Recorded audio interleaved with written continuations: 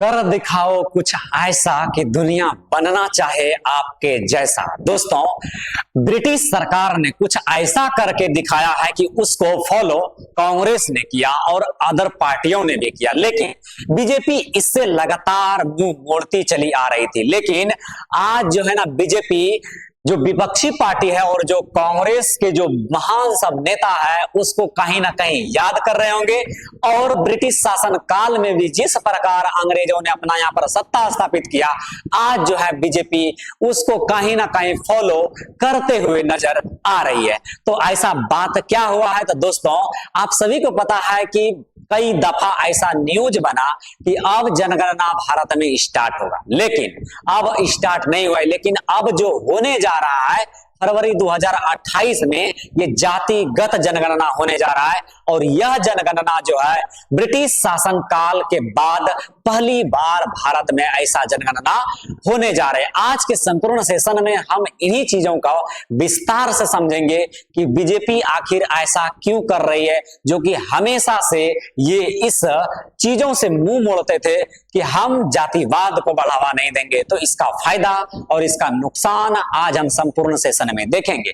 अगर आप competition exam का तैयारी करते हैं तो यहां से क्वेश्चन बहुत अच्छे से बनते हैं, तो कृपया आप ध्यान से सुनिए और समझते चलिए। संपूर्ण सेशन में हम बातों को रखते हैं। सबसे पहला बात कि यहां पर आप देख रहे होंगे कि ये जनगणना आखिर जातिगत जनगणना होता क्या है। तो जातिगत जनगणना में दोस्तों मैं ये बताना चाहता हूं कि जाति को बेस बनाकर जनगणना किया जाता है कि कौन सा जाति किस आधार पर मजबूती प्रदान कर रही है, उसे घर है या नहीं है, पिछड़ा वर्ग के लोग कितना है, अत्यंत पिछड़ा वर्ग के लोग कितना है, जनरल कितना, ओबीसी कितना है। ये सारे के सारे चीजों को ध्यान में रख करके जाति को काउंट किया जाता है कि फलनवा जाति के लोग कितना प्रतिशत है, चिलनवा जाति के लोग कितना प्रतिशत है। और अगर इतना प्रतिशत है तो कहीं ना कहीं अगर वो गरीब है या अमीर है, इन चीजों को ध्यान में रख करके उनकी गणना की जाती है। इसी को हम कहते हैं जाति आधारित जनगणना, जो कि फरवरी माह के प्रारंभ में ही स्टार्ट होगा 2027 में। चलिए आगे कुछ और बातों को हम समझते हैं। समझते क्या है? सबसे पहली बार जातिगत जनगणना भारत में जो हुआ था वो 1871 से 72 में ब्रिटिश शासनकाल के दौर में हुआ था। और उस समय ये जनगणना जो है सिर्फ और सिर्फ SC ST वर्ग को काउंट करके मतलब माना गया था। उस समय में ये पूरी जाति का लिस्ट सामने नहीं आया था। और वह जो जनगणना हुआ था, कहीं ना कहीं उस जनगणना में जो जाति मिला था 71 से, यानी 1871 के आसपास में से 72 में जो जनगणना हुई थी, यानी 71 से 72 के बीच में जो जनगणना हुई थी, इस जनगणना में भारत में 48 लाख जातियां थी। कितना जाति था? 48 लाख जातियां थी। ये जाति 48 लाख कैसे हुआ? तो अंग्रेज सरकार ने उस समय क्या किया कि उस समय उप जो है उप जाति को माना। उप जाति का मतलब आप समझ रहे होंगे कि जैसे मैं हूं बिरजू कुमार, तो कुमार टाइटल को मान लिया गया और टाइटल के आधार पर जाति काउंट कर दिया गया। अब जरा सोचिए कि यहाँ पर कोई वर्मा है, कोई शर्मा है, मतलब एक ही जाति के लोग कई टाइटल यूज करते हैं, तो क्या इस आधार पर पूर्णतः जाति का काउंट हो पाएगा? तो आंसर है कि नहीं हो पाएगा। क्यों नहीं हो पाएगा? मान लीजिए मैं हूं बिरजू कुमार, ठीक है, मैं हूं बिरजू कुमार। अब ये जो कुमार शब्द आया, कोई लिखाया राम कुमार। अब जो ये कुमार शब्द आया, तो ये कुमार ये थोड़ी डिसाइड करता है कि ये कौन सा जाति है, ये कौन सा जाति है। हो सकता है ये पासवान हो, ये राम हो, ये वर्मा हो, ये शर्मा हो, कुछ भी हो सकता है। तो ऐसे में पूर्णतः जाति काउंट नहीं हुआ।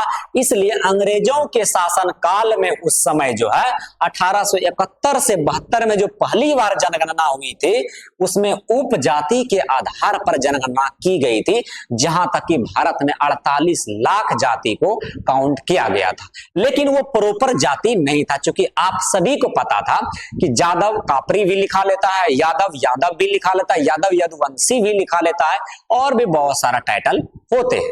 तो समझिएगा इस बातों। आगे हम चलते हैं। होता क्या है, जातिगत जनगणना का कई इतिहास है। इतिहास सबसे पहली बार आप यहाँ पर पॉइंट ऑफ व्यू से यानी एग्जाम के पॉइंट ऑफ व्यू से याद रखिएगा कि पहली बार भारत में जो जनगणना हुआ 1871 से 72 में हुआ, ब्रिटिश शासन काल में हुआ। दूसरा, उसके बाद जो है 1881 में पहली समकालीन जनगणना हुआ, अखिल भारतीय जनगणना हुई। इसको हम अखिल भारतीय जनगणना कहते हैं, 1881 में हुआ।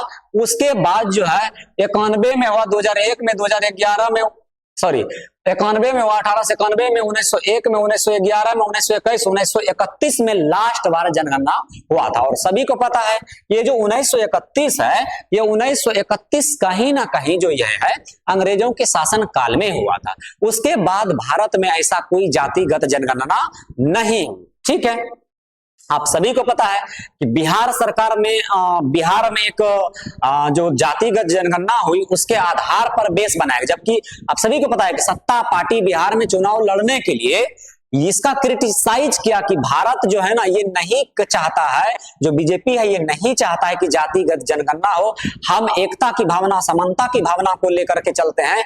हम जो है हिंदुओं का बंटवारा नहीं करना चाहते हैं, जो कि इस प्रकार से जनगणना जब नीतीश कुमार के शासनकाल में हुआ था तो कहीं ना कहीं जो था लोगों को एक प्रकार से मतलब मन में ये भावना था कि ऐसा कभी अब नहीं होगा। लेकिन अब पूरा भारत वर्ष में देखने जा रहा है। इस पर बयान जो है तेजस्वी यादव, राहुल गांधी जो अच्छे से बोला है कि जब पहली बार अगर हम सत्ता में आएंगे तो हम सबसे पहली बार जो है हम जातिगत जनगणना करवाएंगे।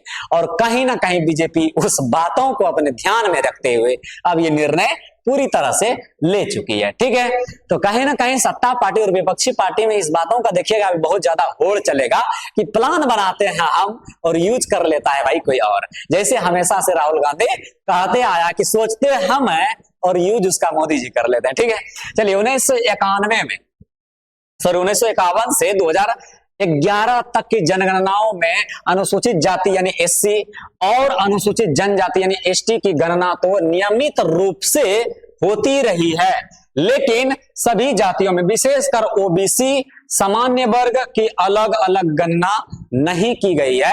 मतलब वहां पर क्या किया गया, वहां पर एक तरह से हम बात करें कि वहां पर जो है टाइटल के आधार पर गणना की गई थी। इस बातों को आप समझ रहे होंगे। तो पूर्णतः ओबीसी का गणना नहीं हुआ।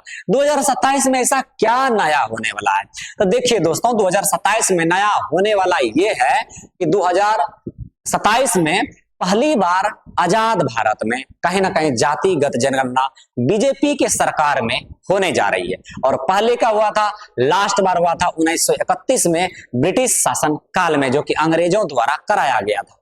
उसके बाद इसमें कुछ डीडी मतलब एक तरह से भारत में पहली बार ऐसा होगा, भारत में पहली बार ऐसा होगा कि डिजिटल जनगणना भी होगा। डिजिटल जनगणना का मतलब ये हो जाता है कि आप अपना आधिकारिक जानकारी वेबसाइट के माध्यम से भी सरकार को बता सकते हैं, इस आधार पर होगा। उसके बाद समझिएगा आगे जो 2027 की जनगणना है ये किन बेस पर होगी। सबसे पहले ये 2 चरण में होगी। पहला चरण में क्या होगा कि एक जो है वो लिस्ट तैयार किया जाएगा, हाउस लिस्टिंग जिसको हम कहेंगे। हाउस लिस्टिंग के माध्यम से काउंट ये करेगा जो कि भैया एक तरह से भारत में कितने अब तक घर हैं प्रॉपर, और वहां पर कितने लोग प्रॉपर जो है अभी परिवार बसा हुआ है, इसको हम हाउस लिस्टिंग कहते हैं। और दूसरे लिस्ट में हम जाति को देखेंगे। अब देखिए सबसे पहली बार है कि हाउस लिस्टिंग में जनगणना शुरू हो चुकी है, अतंता ये खत्म हो जाएगी 2027 तक, जो है जनवरी 2027 तक। जैसे ही खत्म होगी फरवरी जो है ये 2027 तक जो है ये स्टार्ट हो जाएगा।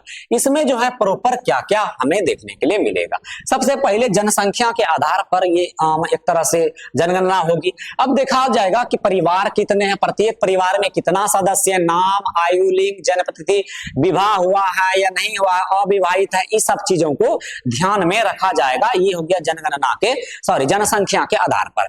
जाति के आधार पर यही देखा जाएगा कि कौन से जाति से कितना लोग आते हैं, यदुवंशी के कितना है, चंद्रवंशी के कितना है, रघुवंशी के कितना है, शर्मा के कितना है, वर्मा के कितना है, ये सारे के सारे चीजों को ध्यान में रखा जाएगा। और विशेषता यहाँ पर उपजाति को अगर आप देखें तो इसको भी ध्यान में रखा जाएगा। भैया यहाँ पर एक तरह से यादव कितना, कुर्मी, जाट, नाई, धोबी, पासवान, राजपूत, ब्राह्मण, मुसहर, भूमिहार, चंद्रवंशी आदि इस प्रकार से जो जाति है, कितनी जातियां हैं, इस सब को ध्यान में रखा जाएगा। ठीक है, उसके बाद जो बात आता है सामाजिक और आर्थिक, यानी कि शिक्षा के क्षेत्र में कौन से जाति आगे बढ़ रहा है, कौन से जाति पिछड़ रहा है, रोजगार कौन से जाति को ज्यादा मिल रहा है, कौन सी जाति को नहीं मिल रहा है, आजीविका का स्रोत क्या है, कमाने का स्रोत कौन सा जाति का कितना, दिव्यांगता यानी कि एक तरह से विकलांग कितना है, इस सब चीजों को ध्यान में रखा जाएगा। आई होप कि आप समझ रहे होंगे कि जातिगत जनगणना करने का मतलब क्या है। इसमें कई रूप, जनसंख्या के आधार पर, जाति के आधार पर, सामाजिक और आर्थिक रूप से भी जनगणना की जाएगी। इससे देखिए कहीं ना कहीं कुछ फायदा भी है तो कहीं नुकसान भी है।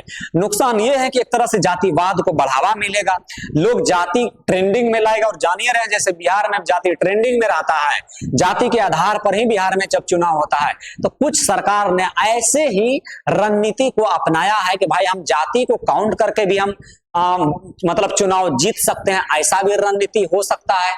और मतलब लाभ ये है कि इससे हम अनुमान लगा पाएंगे कि कौन से जाति शिक्षा के क्षेत्र में आगे बढ़ रहा है, कौन सी जाति पिछड़ रहा है, तो सरकार उसमें विशेष ध्यान देगी। तो कहीं ना कहीं कुछ फायदा भी होता है तो कुछ नुकसान भी होता है। तो भारत सरकार इसको फायदा को मान करके चलता है, इसलिए जातिगत जनगणना जो है करा रहे हैं। ठीक है, आगे अगर देखें आवास के आधार पर कि कौन से लोगों को कौन से जाति में आवास नहीं मिला है, ज्यादातर किस जाति में आवास मिला है। जो प्रधानमंत्री आवास योजना चलाई जा रही है उस आवाज को ध्यान में देखेगा, मकान कितना लोगों को मिला, सही में मकान मिला या नहीं मिला, बिजली की सुविधा उस जाति के लोगों में है या नहीं है, पीने का पानी मिल रहा है कि नहीं, शौचालय कितना लोगों को मिला, इंटरनेट कितना आदमी यूज करता है, रसोई गैस कितना आदमी यूज करता है, कौन से जाति में मतलब हावी है। तो ये सब चीजों को ध्यान में रख करके जातिगत जनगणना की जाए। इससे क्या होता है ना कि सरकार को सुविधा होती है। सुविधा क्या होती है कि वो आसानी से ये चीजों को काउंट कर पाते हैं कि गरीबी रेखा से नीचे कितना लोग हैं, किसको राशन अब तक नहीं मिल रहा है, किसको अब तक जो है नौकरी में बढ़ावा नहीं मिला है, कहां पर किस क्षेत्र में लोग जो है कि गरीब हैं, किस क्षेत्र में लोग जो है कि अमीर हैं। इस चीजों को ध्यान में रखकर आरक्षण का भी बंटवारा किया जाएगा और ये होना चाहिए। ठीक है, जरूरी भी है। चलिए आगे जो है डिजिटल जनगणना के माध्यम हम बताइए थे, मोबाइल एप्लीकेशन के माध्यम से अपने वेबसाइट पर भी अपना जानकारी मतलब एक तरह से साझा सरकार के सामने कर सकते हैं, अपनी जानकारी को ऑनलाइन के माध्यम से रख सकते हैं। उसके बाद आपको पता है कि जनगणना 2 चरण में हो ही रहा है। पहला हाउस लिस्टिंग जो हम बता दिए, हाउस लिस्टिंग में मतलब जनसंख्या को गिना जाएगा और खास तौर पर घरों को गिना जाएगा, जबकि दूसरा चरण में जनगणना जो है ये परिवार में कितने सदस्य हैं, क्या करते हैं, कौन से जाति से आते हैं, ये सब के सब दूसरा चरण में। और दूसरा चरण कब स्टार्ट होगा, 2027 में स्टार्ट होगा, फरवरी में। ये बहुत इंपॉर्टेंट है। उसके बाद हम आगे अगर देखें तो 2027 की जनगणना महत्वपूर्ण क्यों माना जा रहा है, तो महत्वपूर्ण इसलिए माना जा रहा है क्योंकि जो कांग्रेस बोला है वो बीजेपी अपना रही है। सबसे पहला बात कि सरकारी योजनाओं की बेहतर योजना मिल, यानी कौन से जाति को सरकारी योजना मिल रहा है, कोई ज्यादा लाभ तो नहीं ले रहा है। ऐसा है ना, कुछ ऐसे वर्ग के लोग हैं SC ST कैटेगरी यानी कि हरिजन कोटा में ही आते हैं लेकिन बहुत अमीर है, उसको बहुत ज्यादा लाभ मिल रहा है, तो उनका लाभ को खत्म करके जिनको लाभ नहीं मिल रहा है तो कहीं ना कहीं उनको लाभ दिया जाएगा। उसके बाद शिक्षा और स्वास्थ्य और रोजगार से जुड़ी नीतियां भी तैयार की जाएगी। कौन से क्षेत्र में शिक्षा नहीं है, किस जाति के लोगों में शिक्षा नहीं है, कौन से जाति अत्यंत पिछड़ा में आ रहे हैं और वो पिछड़े हुए हैं, आगे बढ़ ही नहीं रहे हैं, इस चीजों को भी ध्यान में रखेगी। विभिन्न सामाजिक वर्गों की वास्तविक जनसंख्या, यानी एक जो सामाजिक तौर पर है वास्तविक जनसंख्या वहां पर क्या है, यानी कि एक तरह से हम कहें कि नागरिकता कितने लोगों के पास है, कोई फर्जी तो नहीं रह रहा है उस समाज में। जैसे कुछ घुसपैठिए, जैसे आप सभी को पता है कि बांग्लादेश में कुछ घुसपैठिए आकर रह लेते हैं, कहीं ना कहीं उस तरह का तो विचारधारा नहीं है। भविष्य में परिसीमन भी लागू किया जाएगा, जैसे संविधानिक, यानी कि परिसीमन का मतलब यही है कि 2000 जैसे 27, 28, 29 आएगा, आप लोगों को परिसीमन भी देखने के लिए मिलेगा कि अगर बिहार में अगर देखा जाए लोकसभा का सदस्यों की मतलब जो सीट है अगर वो 40 है, तो अगर जनसंख्या ज्यादा देखा जाएगा बिहार में कि भाई जनसंख्या जो है 15 करोड़ 16 करोड़ हो गया, 14 करोड़ हो गया, तो परिसीमन को लागू कर दिया जाएगा, मतलब सीटों को बढ़ा दिया जाएगा, मतलब विधानसभा के क्षेत्रों को बढ़ा दिया जाएगा। एक विधानसभा को 2 भागों में तोड़ दिया जाएगा, एक लोकसभा को 3 भागों में तोड़ा जा सकता है। तो इस प्रकार परिसीमन व्यवस्था भी लागू हुआ, मतलब किया जाएगा। जैसे कि पार्लियामेंट को भी उसी तरीका से डिजाइन किया गया है कि करीबन जो है वहां पर 700 से 800 सदस्य बैठ सके, तो परिसीमन लागू भी जरूरी है। परिसीमन पर हम एक अलग से वीडियो बना देंगे, इसमें ज्यादा लंबा वक्त हम नहीं बिताएंगे, ठीक है। आगे तो परिसीमन भी लागू आपको मतलब देखने के लिए मिलेगा आने वाले समय में। उसके बाद प्रमुख विशेषताएं क्या है, भारत की पहली डिजिटल जनगणना इसको माना जा रहा है। दूसरा, सभी जातियों की आधिकारिक गणना भी किया जाएगा कि भारत में वास्तविक रूप से जाति कितने हैं और किसको कितना लाभ मिल रहा है।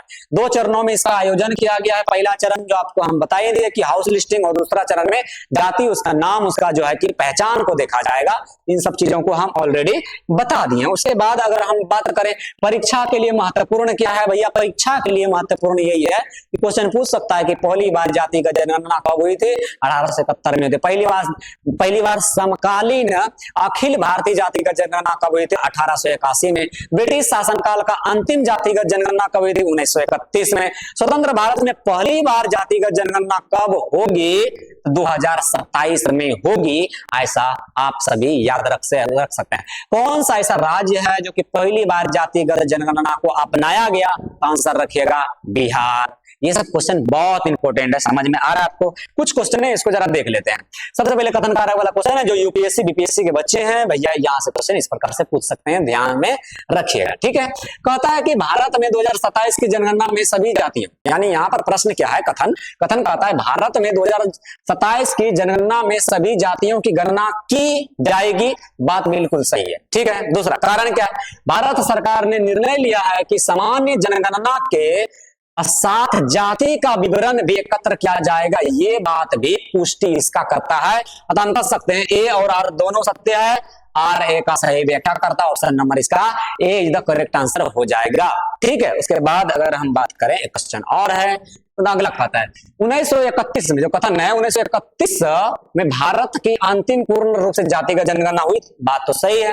दूसरा कारण क्या कहता है, 1951 से 2011 तक की सामान्य जनगणना में सभी जातियों की अलग अलग गणना नहीं की गई थी। ये बात भी सही है। केवल अनुसूचित जाति मतलब एससी और अनुसूचित जनजाति मतलब एसटी का विवरण नियमित रूप से दर्ज किया गया था, जो कि हम आपको बताएं। मतलब इसका है ए भी सही है और आर भी सही है, दोनों सत्य है, और आर ए की सही व्याख्या भी करता है। आई होप कि आप लोग समझ रहे होंगे। ये 2 क्वेश्चन था, तो कैसा लगा आपको ये वीडियो देखकर कमेंट में अपनी राय जरूर बताइएगा। और इसी प्रकार से अगर आप वीडियो चाहते हैं तो कृपया हमारे से जुड़ के बहुत अच्छे से एनालिसिस कर सकते हैं। मिलेंगे हम नेक्स्ट वीडियो में, तब तक के लिए नमस्कार, जय हिंद, धन्यवाद।